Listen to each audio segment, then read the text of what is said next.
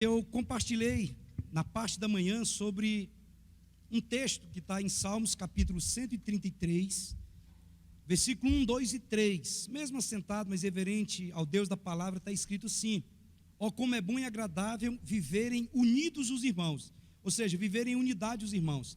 É como óleo precioso sobre a cabeça, o qual desce para a barba de Arão, e desce para a gola de suas vestes. É como o orvalho do Hermon, que desce sobre os montes de Sião. Ali ordena o Senhor a sua bênção e a vida para sempre. O que nos dá identidade como igreja é exatamente a unidade. Porque sem a unidade nós somos um corpo disforme, sem forma alguma. E quanto mais unido como igreja local nós tivermos, mais nós vamos expressar a beleza de Cristo. Lembrando que aqui na terra, nós somos o corpo de Cristo e Cristo é o cabeça. Então é muito interessante nós termos esse entendimento. Nós somos o corpo de Cristo, Cristo é o cabeça, e quando nós andamos em unidade, nós expressamos a beleza de Cristo na terra. E uma coisa que é extremamente importante nós entendermos, e eu quero compartilhar contigo nessa noite exatamente sobre os cuidados que nós devemos ter para nós podermos viver em unidade. Isso serve na área eclesiástica, mas também serve lá no nosso trabalho, na nossa escola, na nossa família, no nosso dia a dia. Então, nós precisamos ter alguns cuidados. Já foi falado sobre unidade, o que é unidade, a importância da unidade. Agora eu quero compartilhar contigo nessa noite sobre alguns cuidados que nós devemos ter para nós vivermos em unidade. Seja aqui na igreja, seja em outros lugares. Uma das coisas que o inimigo ele tenta fazer é nos atacar de fora para dentro. Ele vai tentar neutralizar a ação da igreja, preste atenção, a ação da igreja de fora para dentro, porque mesmo nós que somos igreja, entenda, igreja não são prédios, igreja não são quatro paredes, igreja somos nós, e onde nós estivermos, nós representamos a Cristo. E as trevas sabem, mesmo que muitos cristãos não saibam, as trevas sabem que o único poder e o único organismo que pode deter a ação dele na terra é a igreja. É exatamente a igreja.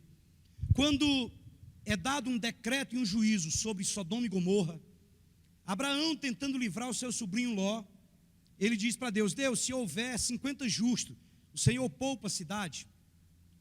E Deus fala assim, e ele vai baixando. E ele vai dizendo: olha, se tiver um justo, eu não vou destruir a cidade. Se houvesse um justo, ele não destruiria Sodoma e Gomorra.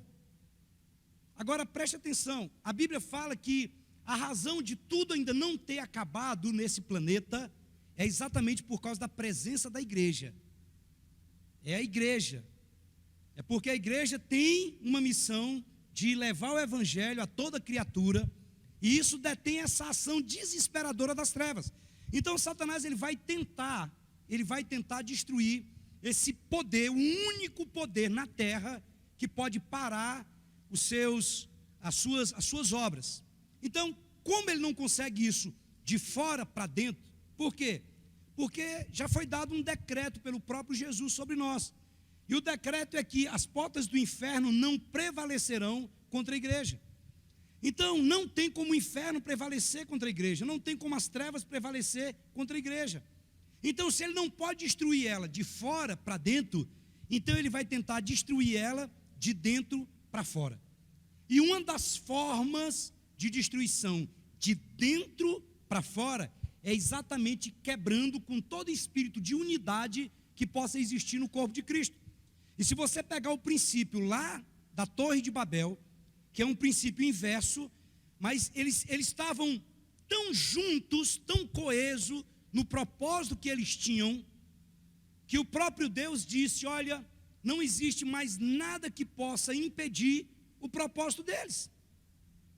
Então, se tem algo que pode nos parar, somos nós mesmos quebrando esse espírito de unidade. E se nós começarmos a observar, nós vamos ver ao longo da história, em ministérios espalhados por toda a face da terra, ministérios que tinham uma representatividade relevante diante da sociedade, diante de todo mundo, nós vimos que houve essa destruição, em parte, e que levou ao enfraquecimento do corpo local. Então, eu quero falar sobre alguns cuidados que nós precisamos ter, não somente referente à área eclesiástica, mas a todas as áreas. A primeira delas é o cuidado interno que nós estamos falando aqui, é sobre a comparação. Cuidado com a comparação. Por quê? Porque as pessoas, elas se comparam, nós nos comparamos com os outros. E isso nós vamos perceber desde criança. Então existe comparação no trabalho, existe comparação de um filho com o outro, existe comparação de uma igreja com o outro, existe comparação de um serviço com o outro, existe comparação de rede, de célula, de tudo. E a lista de comparação, ela não tem fim. E mesmo, preste atenção, e mesmo quando nós servimos de referência positiva, a atitude de quem nos usou como exemplo pode causar desconforto em nós, tanto em casa, como no trabalho, como na igreja, como em qualquer lugar. Então, muitas vezes, as pessoas fazem comparação, nos comparam com outras pessoas. Mas muitas vezes nós também nos comparamos com outras pessoas. E esse é um cuidado que nós temos que ter. Porque quando nós nos comparamos, nós podemos ser levados a dois pontos. Ou achar que nós somos melhores do que a pessoa com quem nós estamos nos comparando, ou então nós vamos nos sentir inferior a quem nós estamos nos comparando. E se tem algo nesse tempo que tem sido extremamente prejudicial, é exatamente as redes sociais. Eu não sei você, mas de repente tem dia que você olha assim para determinadas igrejas e fala, poxa, a igreja que eu estou parece que o negócio não está com nada. Aí de repente você olha algumas postagens de algumas famílias, de alguns casais, se beijando e trocando palavras de amor, só que ninguém sabe, ninguém conhece os bastidores. Às vezes nos bastidores está uma cachorrada danada, mas quando é para postar nas redes sociais, é aqueles biquinhos. Então eu não estou aqui generalizando e dizendo que toda postagem a pessoa está sendo falsa, de maneira alguma. Mas muitas vezes, dependendo da situação que nós nos encontramos, e nós olhamos isso, nós começamos a fazer comparação conosco, ou às vezes com a igreja, ou às vezes com o nosso trabalho, ou às vezes com as pessoas que estão ao nosso redor e derredor. Então essa comparação, às vezes as pessoas fazem conosco, e mesmo nos colocando como uma referência positiva, isso pode trazer peso para nós. Por exemplo, se você vai numa escola e tem um aluno em sala de aula que os professores elogiam muito, geralmente, uma boa parte dos alunos vão começar a secar aquele aluno, vão começar a pegar no pé daquele aluno, vão começar a querer boicotar a vida dele.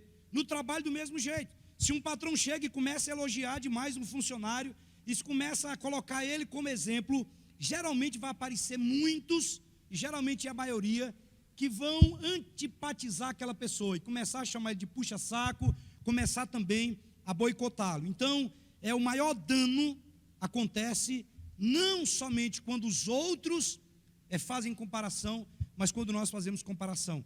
E algo que eu tenho tentado trazer isso para a minha vida, é que eu não preciso ser ninguém que Deus não me projetou para ser.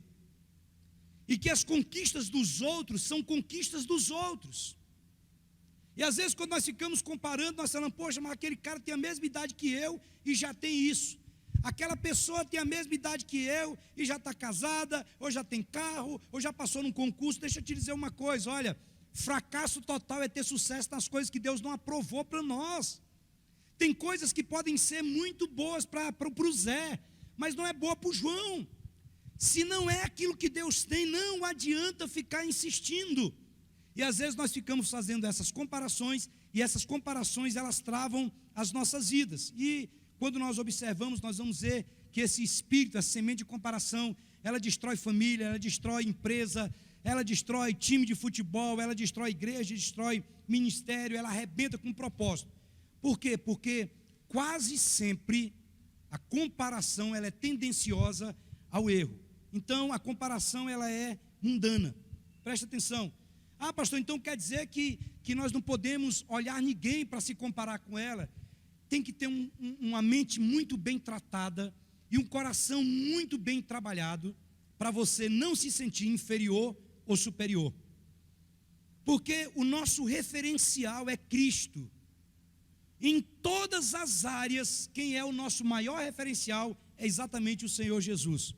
E às vezes nós podemos nos inspirar em alguma coisa, mas largar aquilo de mão, porque senão aquilo pode nos levar a esse espírito de inferioridade. Tem um texto no Evangelho de João, capítulo 3, no verso 26, 27, 28 e 30, que está escrito assim: e foram ter com João e lhe disseram: mestre, aquele que estava contigo além do Jordão, do qual tens dado testemunho, está batizando, e todos lhe saem ao encontro.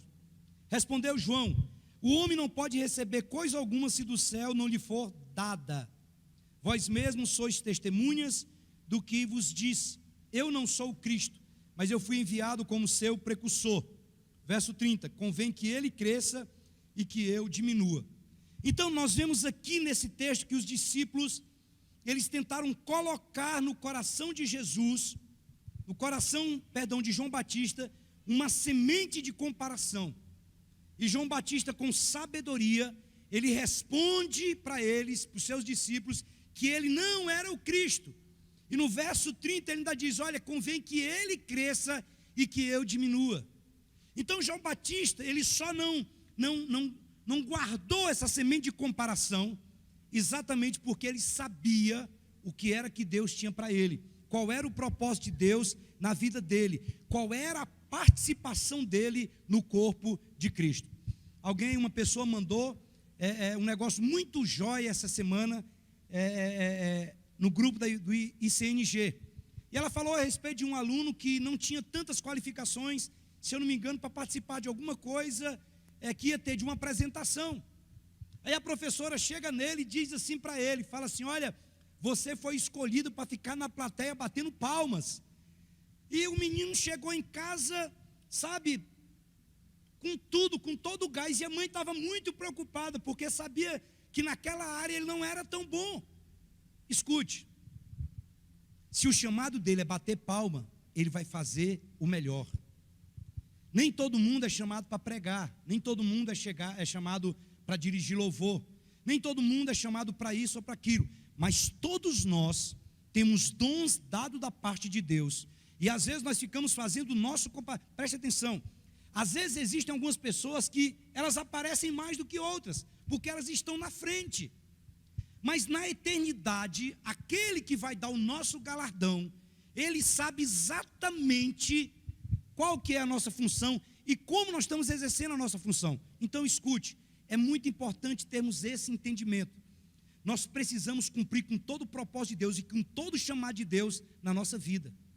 Não interessa se é bater palma, não interessa se é dirigir louvor, não interessa se é ficar na atmosfera, se é olhar carro. No final das contas, todo mundo está cooperando para que o reino de Deus seja implantado. E quando nós temos esse entendimento, então nós não vamos deixar a semente da comparação entrar no nosso coração. Eles chegaram e disseram: rapaz, Jesus, aquele cara lá que tu batizou lá, rapaz, ele está batizando mais gente que tu, Jesus. João, ele está indo todo mundo para lá, ninguém quer vir mais para cá não. A igreja dele está cheia, e a nossa aqui está vazia, porque agora você que colocou ele no caminho, você que ensinou ele, e agora todo mundo só vai para lá. E João Batista diz: olha, convém que ele cresça, sabe, e que eu diminua. Ele diz: olha, eu nunca enganei vocês sabem que o meu propósito é preparar o caminho dele, para que ele seja apresentado ao mundo. Jesus e João Batista, nessa época, além de primos, eles estavam desenvolvendo ministérios ao mesmo tempo, mas todos os dois tinham uma postura correta no coração. Porque se você começa a andar com outra pessoa, você vai ser tentado por essa semente de comparação. E se você não tiver uma postura correta diante de Deus, vai começar a brotar um bocado de sentimento, que logo, logo vai acabar em destruição. A respeito de Jesus, João Batista diz no verso 20, no verso 30, convém que ele cresça e que eu diminua. Por sua vez, o próprio Jesus, ele testemunhou a respeito de João Batista, em Lucas capítulo 7, verso 29, quando ele diz, quando vão perguntar a respeito de João Batista, ele diz: olha, dentre os nascidos de mulher, ninguém há igual João Batista. Agora escute, Jesus foi nascido de mulher, e a postura de Jesus foi exatamente de colocar João Batista acima dele. Ele disse, olha, dos nascidos de mulher, ninguém há igual João Batista. Jesus era nascido de mulher, e ele disse, ele considerou João Batista como maior do que ele, mesmo que não fosse, mas no coração dele ele tinha uma postura correta. Muitos de nós levamos para dentro das nossas vidas pessoais essa semente de comparação, e tem pessoas que ficam o tempo todo fazendo comparação. Cuidado, porque isso é maligno. Nós temos que ter cuidado demais com a comparação, porque ela é tola, ela pode nos paralisar, ela pode bloquear algo que Deus tem para nós, exatamente porque nós ficamos o tempo todo comparando. Então nós temos que ter muito cuidado para não cair nessa cilada da comparação.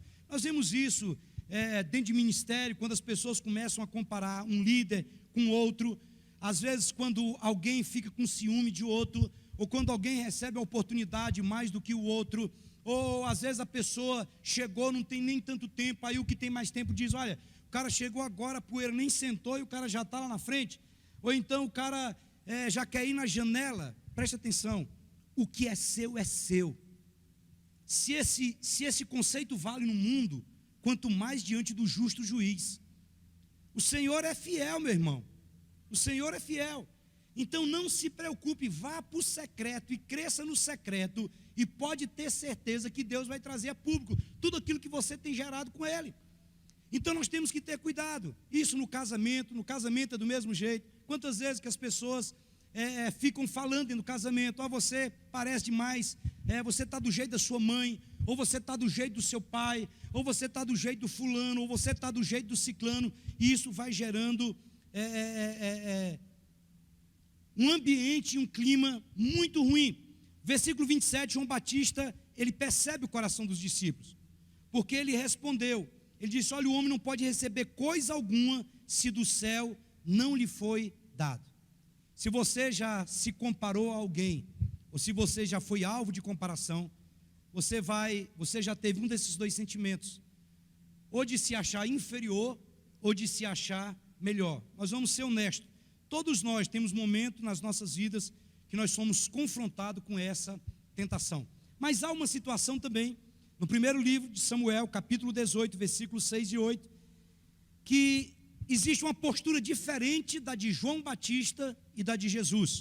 O texto diz assim, olha, sucedeu, porém, que vindo eles, quando Davi voltava de ferir os filisteus, as mulheres de todas as cidades de Israel saíram ao encontro do rei Saul, dançando e cantando com adufes, com alegria e com instrumento de música.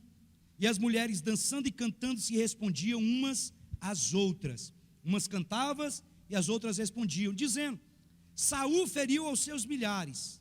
E as outras respondiam, porém, Davi os seus 10 milhares. Então Saul se indignou muito, e aquela palavra pareceu mal aos seus olhos, e disse, 10 milhares deram a Davi, e a mim somente milhares. Na verdade, o que lhe falta, senão só o reino? Nós vamos ver aqui que essas mulheres, elas não foram sábias, e elas usaram de comparação. E deixa eu te dizer algo, nós temos que ter muito cuidado quando você for comparar uma pessoa com a outra, porque essa comparação, ela pode levar aquela pessoa que está sendo comparada a uma situação de extrema dificuldade. O que gerou essa comparação no coração de Saul? Gerou ódio. Saul ficou com ódio, e a partir dali, Saul começou a bolar para poder matar a Davi. Então aquela comparação trouxe exatamente esse sentimento de ódio. Agora, o que essa comparação trouxe também a Davi? Porque Davi teve o lado positivo. Saul matou milhares, mas ele 10 milhares. Só que aquilo gerou para Davi perseguição. Davi já não tinha mais lugar onde ele poderia ficar. Ele estava sendo perseguido por Saul. E aqueles que conhecem a história sabem que ele, para poder escapar, ele teve que se fingir de louco e ir morar lá na terra dos filisteus. Então nós vemos que essa comparação, ela cresceu a tal ponto de virar ódio, de virar perseguição sobre a vida de Davi. Saul, ele não fez como João Batista. João Batista guardou o coração. Então nós temos que ter muito cuidado para a comparação não nos tirar da posição que Deus tem para nós. Saul tinha uma posição, tinha sido dado para Saul o reino, e por causa dessa atitude que foi gerada por mulheres, através de uma música que foi cantada, então Saul perde o trono, e Davi vai ter uma música, vai ter uma vida de total perseguição. Faltou sabedoria das mulheres, mas também faltou maturidade por parte de Saul, e isso fez com que ele perdesse o reino. Então nós devemos fazer como João Batista, nós não podemos deixar a comparação fermentar o nosso coração. Quantos podem dizer amém? Segundo cuidado que nós devemos ter é o cuidado com a competição. Cuidado com a competição. Geralmente acontece muito, e eu quero que você entenda isso com o coração correto. Nós percebemos que antes dessa pandemia existiam muitas reuniões nas frentes das lojas, que era para as pessoas baterem metas. E você percebe que as pessoas se tornam verdadeiros leões e leoas. Essas pirâmides que tinha aí, os treinamentos que as pessoas davam, quando a pessoa saía de lá, ela saía com vontade, que ela dizia assim: eu vou ganhar, eu vou ficar um trilionário, eu vou sair por cima, eu vou passar por cima de todo mundo, eu vou arrebentar.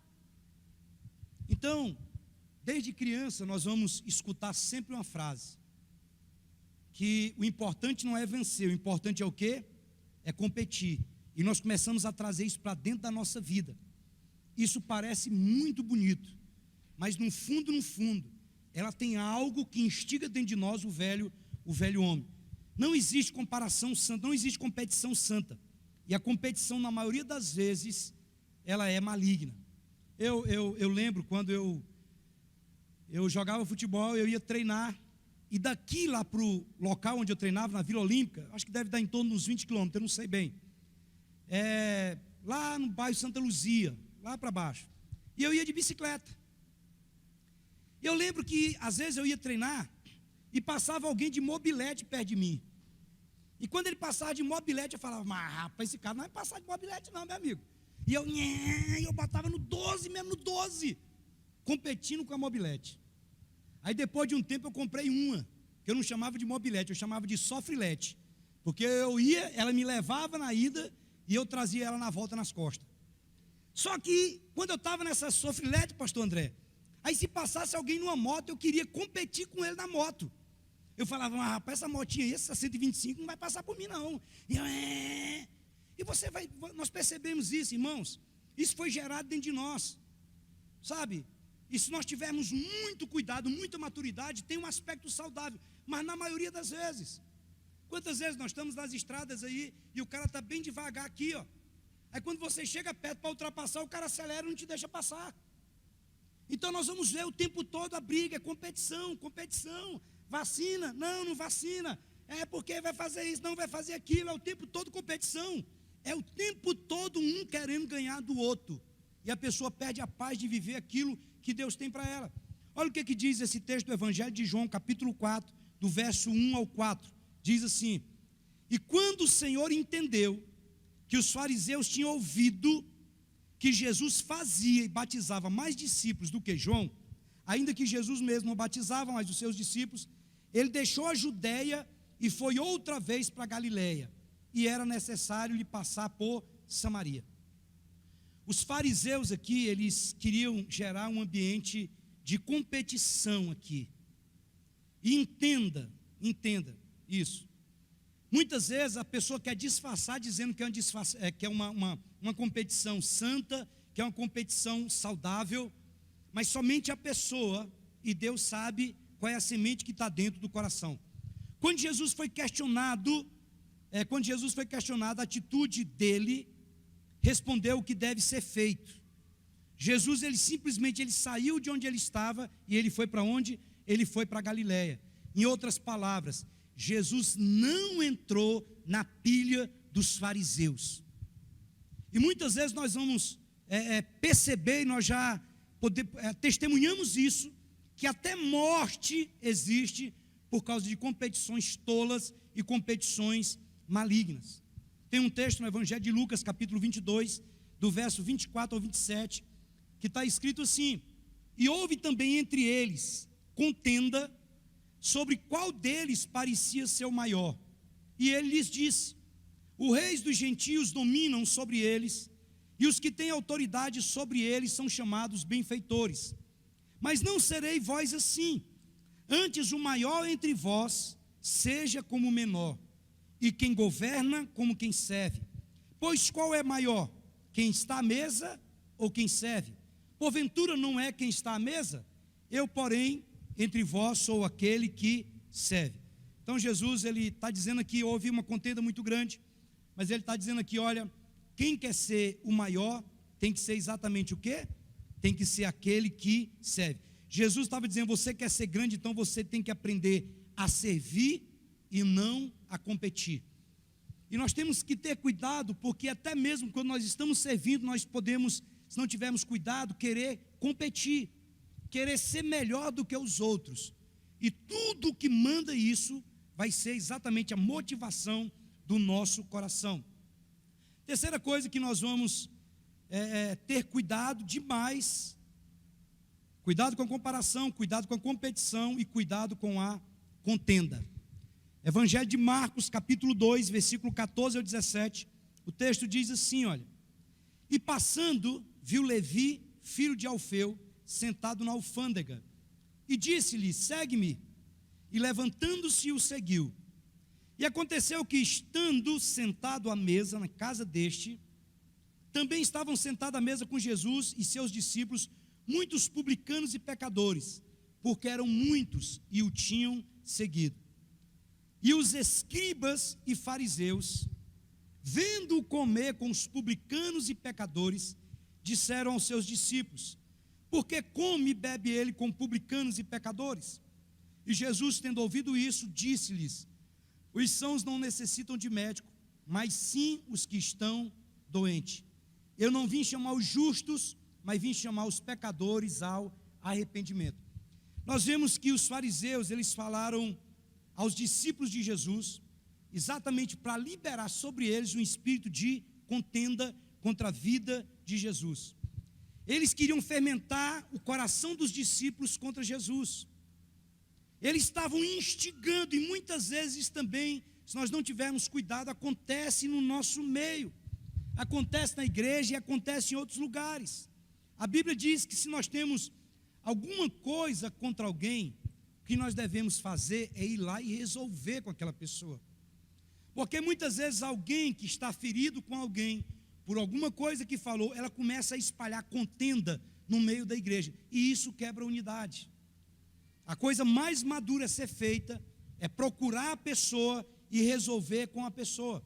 Paulo diz em Romanos 13:13, ele diz, andemos dignamente como em pleno dia, não em orgia e bebedice, não em impudícias e dissoluções, não em contendas e ciúmes. Se há alguma coisa que precisa ser resolvida, então você vai atrás dessa pessoa, você vai pedir para que Deus gere uma situação para você poder estar com essa pessoa e resolver isso. Muitas vezes, querido, tem pessoas que são antipatizadas por outra pessoa, sem nem mesmo a pessoa conhecê-la. Às vezes alguém, porque tem uma contenda com alguém, no linguajar bem rasteiro, ela faz a caveira daquela pessoa, de forma que as outras pessoas começam a antipatizar aquela pessoa, sem ter nenhum tipo de aproximação com ela, só por causa da informação de alguém que estava ferido, de alguém que estava semeando contenda. E é claro que eu não vou colocar esses textos todos, mas a Bíblia fala de muitas coisas que o Senhor detesta e de uma coisa que Ele abomina. E a coisa que Ele abomina é aquele que semeia contenda entre irmãos. Então é o cuidado que nós devemos ter. 1 Coríntios 3:3 diz, porquanto, havendo entre vós ciúmes e contendas, não é assim que sois carnais e andais segundo o homem. A Bíblia está definindo que quem anda em atitude de contenda é uma pessoa que é carnal. Outra coisa, outro cuidado que nós devemos ter cuidado conosco mesmo, e depois nós colocamos isso com os outros também. Cuidado com a comparação, cuidado com a competição, cuidado com a contenda. E quarto e último, cuidado com os ciúmes. Por quê? Porque o ciúme ele pode destruir não somente relacionamentos conjugais, mas ele também pode trazer destruição ministerial. Hoje, não vou dizer hoje, porque por causa de tudo aquilo que nós estamos vivendo, não está sendo tão possível isso. Mas geralmente tem pessoas que ficam ciúme quando vê o pastor, o líder, o discipulador ou um grande amigo com outras pessoas. Ele começa a se ciumar disso. Hoje nós temos que ter o maior cuidado, eu particularmente tenho o maior cuidado para não ficar postando foto em rede social. Às vezes eu vou fazer uma visita numa casa e eu nem posto foto, porque se eu postar, menos de 10 minutos o WhatsApp está cheio de mensagem. O senhor não visita não, né? Mas o fulano o senhor visita. Não, mas é assim mesmo, é assim mesmo. Se você sai com alguém, se você vai fazer um aconselhamento, não interessa o que aconteceu. Geralmente brota esse ciúme. Então nós temos que ter cuidado, porque alguém que deixa o seu coração ser tomado por ciúme, e isso vai vir acompanhado de milindres, e isso vai ter um desdobramento que pode ser irreversível. E de repente a pessoa ela sai da igreja, de repente ela abandona a célula, de repente aquele espírito, aquela semente do ciúme começa a tomar conta do coração dela e vai fazendo uma construção maligna na mente da pessoa e no coração dela. E ela começa a encher a sua cabeça de suposição. Isso é gerado pelo ciúme. Tem um texto que eu quero ler com você, é um texto maior, mas eu vou ler para você, Mateus 20, do versículo 20 ao 27. Então é um texto que talvez a maioria conheça, mas um dia uma pessoa nova convertida, ela me chamou a atenção, porque às vezes eu falava alguma coisa, de maneira apressada, eu só citava o texto, e ela disse: olha, pastor, eu nunca ouvi falar quem é essa pessoa. Então às vezes um texto que é muito conhecido, às vezes um personagem da Bíblia que é muito conhecido para mim e para você, talvez alguém que está vindo pela primeira vez, ou está chegando aqui agora, ela não sabe do que se trata.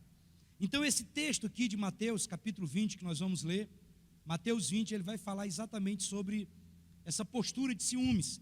Então se aproximou dele a mãe dos filhos de Zebedeu com seus filhos, adorando e fazendo-lhe um pedido. E ele diz-lhes: que queres? E ela respondeu: dize que estes meus 2 filhos se assentem uma à tua direita e outra à tua esquerda, no teu reino. Jesus, porém, respondendo, disse: não sabeis o que pedis. Presta atenção aqui, eu estou trazendo aqui de forma bem simples. Alguém vai chegar aqui e vai falar assim, uma mãe chega e fala assim: pastor João Márcio, eu sei que o senhor tem muitos discípulos aí, mas não tem como na hora do culto o senhor botar um filho meu sentado à direita e outro filho meu sentado à sua esquerda, não? Foi mais ou menos isso aqui que aconteceu, numa dimensão muito maior. E ele diz: olha, não sabeis o que pedis. Podeis vós beber o cálice que eu hei de beber, e ser batizado com o batismo com que eu sou batizado? Dizendo-lhe eles: podemos. E diz-lhes ele: na verdade bebereis o meu cálice e sereis batizado com o batismo com que eu serei batizado. Abre um parêntese aqui. Alguns estudiosos acreditam que essa fala aqui, Jesus está falando a respeito do batismo de morte. Eles morreriam mais ou menos no mesmo tipo de batismo de morte que Jesus morreu. Fecha parênteses e volta aqui. E o texto diz: mas o assentar-se à minha direita ou à minha esquerda não me pertence dá-lo, mas é para aqueles para quem meu Pai o tem preparado. E o texto diz assim, olha: e quando os 10 ouviram isso, indignaram-se contra os 2 irmãos. Essa indignação aqui, na realidade, ela era ciúme puro. Então, quando eles escutaram isso, que a mãe daqueles 2 discípulos pediu para Jesus que um sentasse à direita ou à esquerda, então acendeu deles uma indignação, um ciúme. Então Jesus, ele chamou todos eles para junto de si. Jesus chama todos, não chama só os 2, não chama somente os 10. Jesus vai chamar todos eles para junto de si e disse: bem sabeis que pelos príncipes dos gentios são estes dominados, e que os grandes exercem autoridade sobre eles. Não será assim entre nós, mas aquele que quiser entre nós fazer-se grande, seja o vosso serviçal. E qualquer que entre vós quiser ser o primeiro, seja o vosso servo. Jesus, ele chama todos eles aqui, fala sobre ser o menor. Existe um paradoxo muito grande na vida cristã. Na vida cristã, para poder subir, tem que descer. Na vida cristã, para poder ganhar, precisa aprender a perder. Na vida cristã, a Bíblia diz que quem quiser viver, precisa morrer. Quem quiser ser amado, ele precisa amar. Quem quer receber, ele precisa dar. E Jesus está falando exatamente isso aqui, falando sobre ser menor. E se os discípulos tivessem a postura correta no coração, Jesus não precisaria falar dessa maneira com eles. Ciúmes destrói relacionamento, ciúme destrói discipulado, ciúme destrói amizade, ciúme destrói uma rede, destrói uma célula, e ele acaba promovendo a inveja dentro da pessoa. E deixa eu te dizer uma coisa, a inveja não é de Deus. A Bíblia diz que o amor sempre pensa o melhor. O apóstolo Paulo diz que o amor, o verdadeiro amor, ele não se arde em ciúmes. E geralmente o ciúme, invariavelmente, ele se manifesta através da inveja.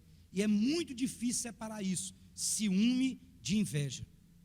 Então a conta aqui é muito simples. Se eu sinto ciúmes por algo que eu não posso ter, então eu vou alimentar a inveja que passa a desejar que o possuidor daquilo que eu quero, ele perca aquilo que ele possui.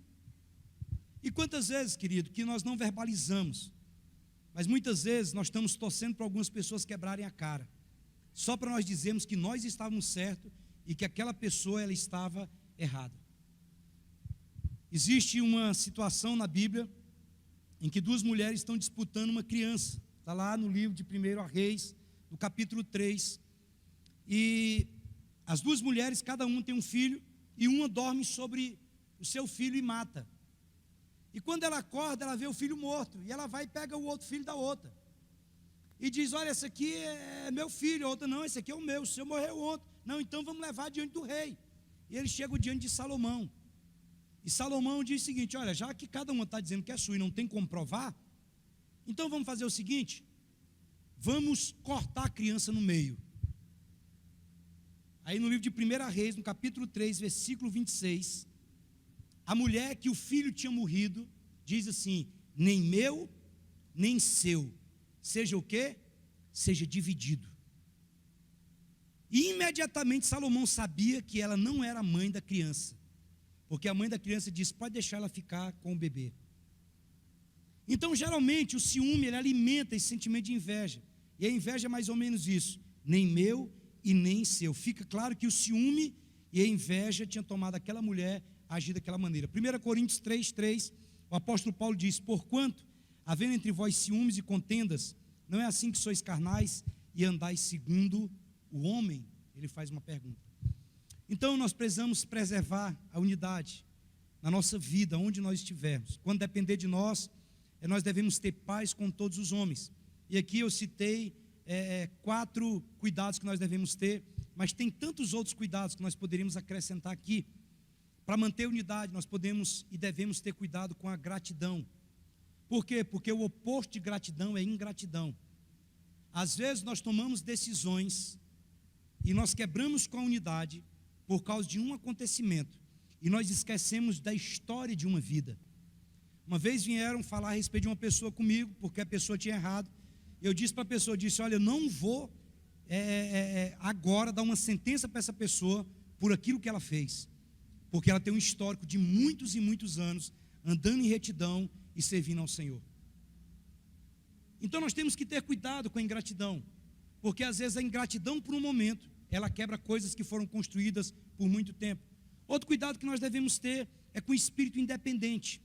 Aqui tem sido ensinado muito na igreja sobre um espírito interdependente, que você nem é dependente e nem é independente. Nós sabemos que nós precisamos um dos outros.